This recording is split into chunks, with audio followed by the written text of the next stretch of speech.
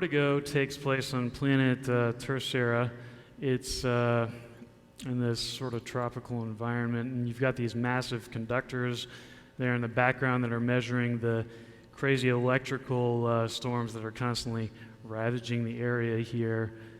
So in spite of the view, it might not be the best place to take a vacation, but you can also notice we got one of those massive conductors here as a focal point for the map, and I'm going to get back to that in just a little bit. Now Vertigo is an asymmetrical infantry-based map, and it plays extremely well in modes like Team Slayer, doubles, and especially some objective-based modes like King of the Hill, and extremely well in Extraction. And seriously, if you're a fan of Extraction, you're going to want to check this map out. It actually tested higher than any other map we've ever had for Extraction when we sent it off to our buddies at Microsoft for some focus testing. I'm just going to keep cruising through here. So one thing you may notice is we kind of like all our maps that we do for Halo, we really like to focus on player mobility and empowering the player to creatively and fluidly move through the map however they want. And to that end, we've really finely tuned a lot of trick jumps and some murder holes you can drop down. We got some action going on the back of the base here. I'm just going to zoom through in this cave. And I want to call it the artists here. They've been doing a great job really helping to call out and give each area its own unique identity. So even if it's your first time playing the map, it really won't take you long to establish your bearings and kind of learn the ins and outs and figure out where you're going with some confidence. Okay, now I'm going back to this first conductor. I'm going to go through the bottom here. Come out around the top. Now, before I get back into the conductor, I'm sure there are probably a few fans out there that remember Zanzibar. So you guys probably remember how badass it felt to run around and trek your way to the top of the tower, take out the coupling, and watch that catwalk fall so you could walk through the turbine to the other side of the map. Well, we've done something here that's pretty similar and may even be a little bit cooler than that. We'll see what you guys think. So, like Frank was alluding to earlier, let's say you've got some jerk that's hanging out on either this base or back over here on this tower. And let's say they've just got a binary rifle with your name on it. And every time you pop out, they're just snap you in the head or whatever it is. And you just can't quite figure out a way to get around to them. Well, we've actually got a solution for you.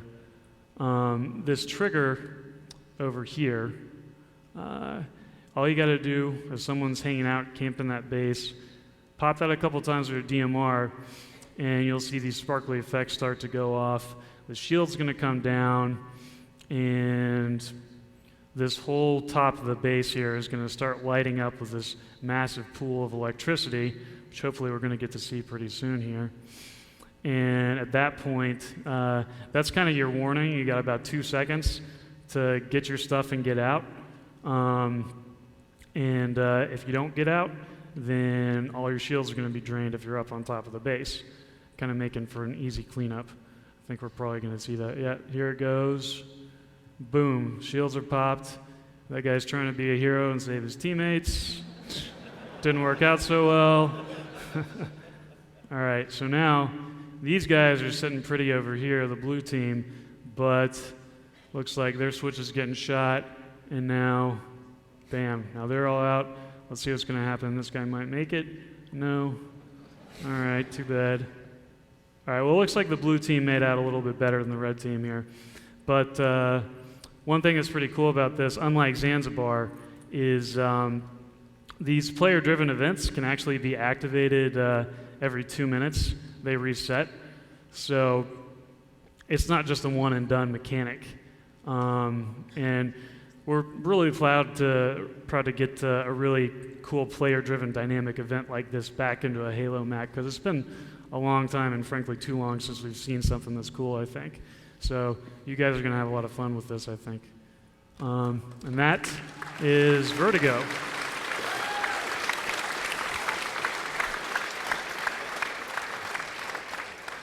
We have something similar to show you for Pitfall, if anybody's interested. All right. Now, this is going to start off pretty familiar for most of you. You still got the same mad dash to the rocket launcher like normal. Everyone's blowing up and stuff like that.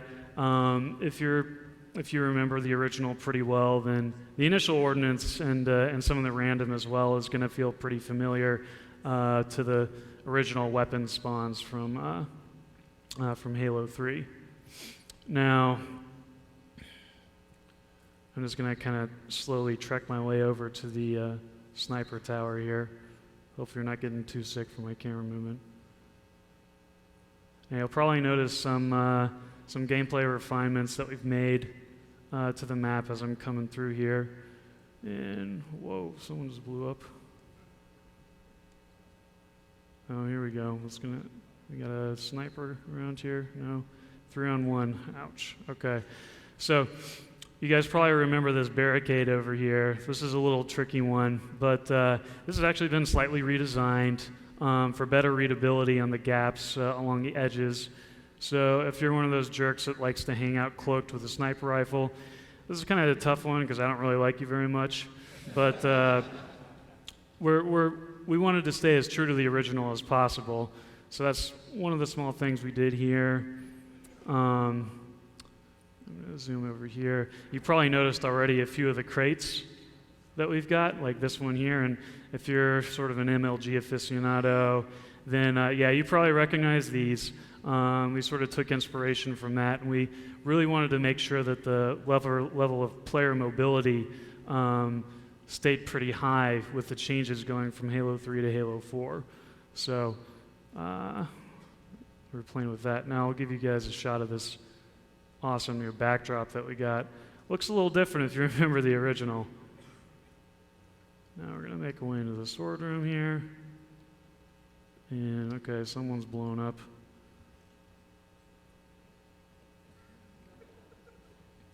All right. He's running away from someone.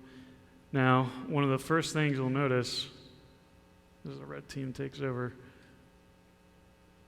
we've got this nice little murder hole over here, right by conveniently where the sword spawns in. So this is a cool new addition that we put in. I'm just going to zoom down here a little bit and open up to the next spot. So I don't think so. You notice here we expanded this hallway and add a little bit of cover. And the biggest change is obviously we've got this new grav lift. Whoop, that was convenient. Now we'll come back up here. So basically what this has allowed us to do is open this up for some really intense cat and mouse gameplay. Either that or just some jerkwad that's cloaked and probably stole the sniper rifle and the shotgun and is just waiting in here to murder everyone.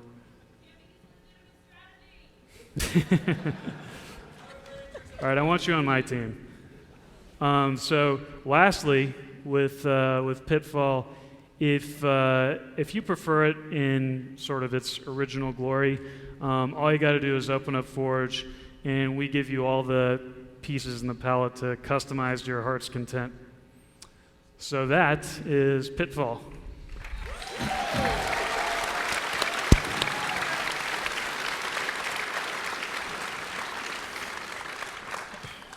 I feel weird that you can't see me. I know you already have a hard time seeing me because I'm so short, but now. I'm not sure whose point of view we're going to kick off with. Do you know if it's on you, I think it's mine, yeah. Was that yours? I think so. Okay, cool. So I believe we're on board with Steve from CA, so we'll see. I think he has the most experience with this game mode on the panel, so it should be pretty impressive. Hopefully I won't suck. We'll see. Are you blue or red? Are you blue? Hopefully you don't. You better not. Okay, so right off the start, you'll see a player pushing towards long haul, and where that ball has spawned is right in the center area. It's about to drop. As these players are now fighting around the central hall, in Halo 3 pretty much referred to as green hall. So now the ball has spawned, and Joel has picked it up. Yeah, if we can get game audio, that'd be awesome. As now the ball is moving across. So, of course, once you pick up the ball, you have a choice with your team. You can kind of slow down, very much like Griffball, when you're tanking and you need to wait and push with your team. Joel's actually about to run this straight in and score that first point. He gets 50 points there for his team, and the blue team goes up 50-0. One thing you'll immediately notice, and I think will be very obvious when you watch this gameplay, is that as Steve had started to talk about, the map plays so much like the Pit in Halo 3, and with remakes, it's a tough balance, right? To make sure that the map is new, uses all the new art. Whoops. My bad. And also still plays incredible. So with the addition of things like the Pit boxes that were shown in Forge, the Pit plays extremely well and brings it in. And that's going to be a second touchdown there. They get another 50 points. The blue team now goes up 100-0. And as you see, that ball has a small timer, I believe a 5-second window before it spawns again. And that time the ball respawned down by the classic overshield spawn. So another thing to note is that there is the option to allow the ball to go to different respawn points each time it spawns after a goal, rather than just going back to a central location. Bringing in, of course, just one more element of requiring a team to establish map control. As the blue team once again grabs this ball, they're going to try to move across the map. And one cool thing that I've been trying to do is that's totally new to the Halo series and Halo multiplayer is hitting ridiculous throws from different angles on the map, right? Maybe you have no angle at all, but you're able to throw it over a certain ledge at a crazy angle. So it's going to take a lot of work, practice, and mastering these angles to actually become successful. And of course, just like any other mode, but perhaps more than traditional modes, teamwork is obviously a huge element. There's no way you're going to be able to move the ball across the map unless you're working with your team. So map control is going to be essential, as well as having skilled players who know exactly where to run the ball, when to throw the ball, and that. So now it looks like the blue team's about to run in what could be a third capture, but the red team able to sneak it away. And of course, another huge element is if you have it, sometimes you have to use the clear and actually just chuck the ball away from your base if you're in an emergency situation. I just see now he's hanging out around, looks like, the platform area. So another thing you'll see is pretty much, with the exception of the area, and of course that ball melee is going to be a one-hit kill as the blue team is about to run in, I think, their third touchdown. So no throws yet, as the blue team feeling pretty confident, doing really well to run each of their balls in. When you have two close teams, what we've seen is that it's very rare that the teams can actually run the ball in. If you have two teams both kind of controlling this map, of course, Pitfall and the Pit both really relied on central control. This green area, also known as rockets and long haul, there's no way rarely can you win a game without controlling that central area. Of course, that's going to be so important in a mode like Ricochet. Now just over a minute 30 left before this game concludes. But as I was saying, it's so important, though, that teams know exactly when to throw the ball and run the ball in. And when you have two very closely skilled teams, very rarely are they able to actually run the ball in, because you can actually have players who stand up on your platform and are able to intercept the ball. If you're able to dive in front of a ball that's about to go in, you can get the interception medal. Now with just 1 minute left, and it looks like he's going to be able to get the melee and gets the score. So that gives the blue team a 200-0 lead, doing quite well for themselves in this match. But of course, also right here around the map, you'll also notice a lot of familiar colors, of course with the training pad still being that familiar yellow. And it looks like red team tried to go for a throw there, and it did not make its way in. That goal is not the entire width of that flag area. It's much smaller. And of course, in Forge, you can customize where you want these areas to be. And what I'm really excited to see is how this mode is embraced by so many different communities. I think it's going to be a huge hit in matchmaking, of course, and of course also within the competitive tournament scene. Really looking forward to seeing what happens there with this mode. And it looks like there's a long throw, and that could bounce in.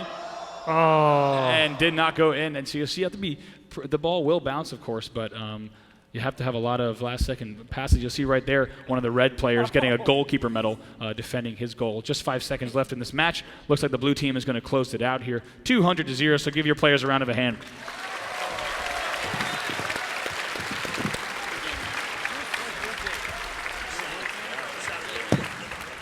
All right, almost got it.